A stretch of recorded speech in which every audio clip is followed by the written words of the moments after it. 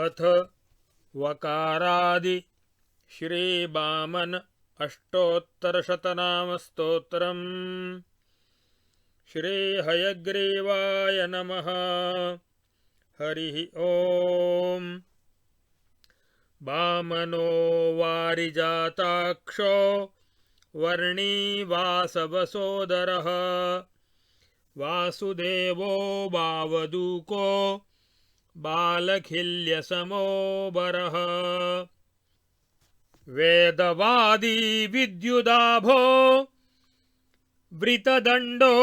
वृषाकपिः वारिवाहसि तच्छत्रो वारिपूर्णकमण्डलुः वलक्षयज्ञोपवीतो वरकौपीनधारकः विशुद्धमौञ्जीरशनो विधृतस्फाटिकस्रजः वृतकृष्णाजिनकुशो विभूतिच्छन्नविग्रहः वरभिक्षापात्रकक्षो वारिजारिमुखो वशी वारिजाङ्घ्रिर्वृद्धसेवी वदनस्मितचन्द्रिकः वल्गुभाषी विश्वचित्त धनस्तेयी विशिष्टधीः वसन्तसदृशो बह्नि शुद्धाङ्गो विपुलप्रभः विशारदो वेदमयो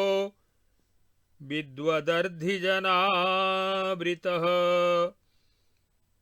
वितानपावनो विश्वविस्मयो विनयान्वितः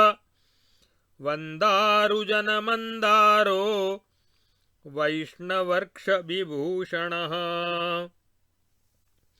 वामाक्षी मदनो विद्वन्नयनाम्बुजभास्करः वारिजासनगौरीशभयस्यो वासवप्रियः वैरोचनिमखालङ्कृद् वैरोचनिवनीवकः वैरोचनि यशस्सिन्धुचन्द्रमा वैरिवाडवः वासवार्थस्वीकृतार्थिभावो वासितकैतवः वैरोचनिकराम्भोजरससिक्तपदाम्बुजः वैरोचनिकराब्धारापूरिताञ्जलिपङ्कजः वियत्पतितमन्दारो विन्ध्यावलिकृतोत्सवः वैषम्यनैर्घृण्यहीनो वैरोचनिकृतप्रियः विदारितैककाव्याक्षो वाञ्छिताङ्घ्रित्रयक्षितिः वैरोचनिमहाभाग्य परिणामो विषादहृत् वियद्दुन्दुभिनिर्घृष्ट वलिवाक्यप्रहर्षितः वैरोचनिमहापुण्याहार्यतुल्यविवर्धनः विबुधद्वेषि सन्त्रास तुल्यवृद्ध वपुर्विभुः विश्वात्मा विक्रमक्रान्तलोको विबुधरञ्जनः वसुधामण्डलव्यापि दिव्यैकचरणाम्बुजः विधात्रण्ड विनिर्भेदि द्वितीयचरणाम्बुजः विग्रहस्थित लोकौघो वियद्गङ्गोदयाङ्घ्रिकः वरायुधधरो वन्द्यो विलसद्भूरिभूषणः विश्वक्सेनाद्युपवृतो विश्वमोहाब्जनिस्वनः वास्तोष्पत्यादिदिक्पाल बाहुर्विधुमयाशयः विरोचनाक्षो वह्न्यास्यो विश्वहेत्वर्षिगुह्यकः बार्धिकुक्षिर्बारिबाहकेशो वक्षस्थलेन्दिरः वायुनासो वेदकण्ठो वाक्छन्दा